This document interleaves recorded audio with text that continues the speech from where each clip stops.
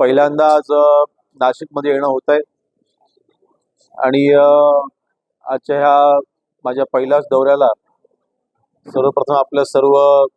पत्रकार बांधवांचं सगळ्यांचे आभार मानतो, सगळ्यांचं स्वागत करतो। एकंदरीत आजच्या माझ्या दौऱ्याचा उद्देश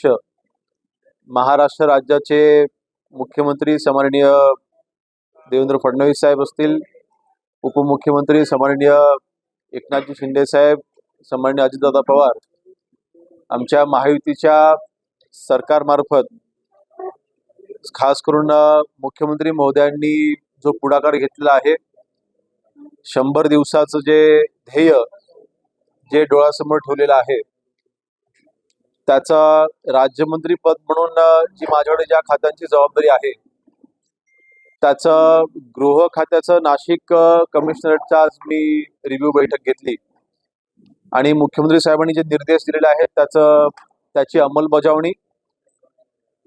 ती व्यवस्थित होते की नाही ह्याची दक्षता घेण्याकरता आजचा माझा हा दौरा होता। माझ्या देखील ज्या सूचना नाशिक शहराच्या बाबतीमध्ये, पोलीस प्रशासनाच्या बाबतीमध्ये माझ्या देखील ज्या काही सूचना होत्या, त्या सूचना देखील मी आज पोलीस आयुक्तांना मी आज दिलेल्या आहेत। एकंदरीत मुंबईच्या, पुण्याच्या पाठोपाठ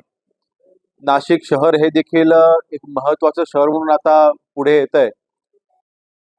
इंडस्ट्रियलायझेशन तर आहेच, औद्योगिकीकरण आहेच, त्यासोबत नाशिक शहराला एक वेगळं महत्व हे प्राप्त होत असताना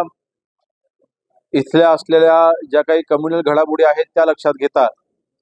पोलीस कमिशनरेटने ज्या काही काळजी घेणं गरजेचं आहे त्या देखील योग्य त्या सूचना आज आमच्या सरकारच्या वतीने मी केलेल्या आहेत। एकंदरीत आज नाशिक शहरामध्ये ज्या काही कायदा सुव्यवस्थेचे प्रश्न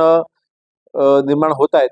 त्यावरती आपल्याला कसा आळा घालता येईल ह्यासाठीच्या उपाययोजना पोलीस प्रशासनाकडून काय घेतलं जात आहे त्याचा मी रिव्ह्यू घेतलेला आहे। आणि विशेषतः मुख्यमंत्री महोदयांनी महाराष्ट्रामध्ये ड्रग्सच्या बाबतीमध्ये कडक कारवाया ह्या घेण्याच्या सूचना पोलीस प्रशासनाला ज्या दिलेल्या आहेत त्याची अंमलबजावणी आणि खास करून अँटी ड्रग कॅम्पेन्स हे माझ्या अंडर येणाऱ्या ज्या 11 कमिशनरेट आहेत त्या प्रत्येक 11 कमिशनरेटच्या मी ड्रगच्या बाबतीत देखील विशेष आढावा मी घेतोय आणि माझ्या सूचना देखील मी केलेल्या आहेत। आणि अगदी झोपडपट्टीमध्ये राहणारा तरुण देखील आणि एक हाय सोसायटीमध्ये राहणारा तरुण देखील आज ड्रगच्या आरी गेलेला आपल्याला जाताना आपण पाहतो। त्याच्यावरती आपल्याला कसा आळा घालता येईल, ड्रग पेडलर्सवरती आजपर्यंत नाशिक पोलिसांकडनं काय कारवाई केली गेली ह्याचा रिव्ह्यू मी घेतलेला आहे आणि तिथे सूचना देत असताना मी सूचना केलेली आहे की ड्रगच्या बाबतीमध्ये झिरो टॉलरन्स च्या बाबतीमध्ये देखील मी तिथे पोलीस प्रशासनाला सूचना केलेल्या आहेत की जे काही कन्झम्पशन चाललेलं आहे,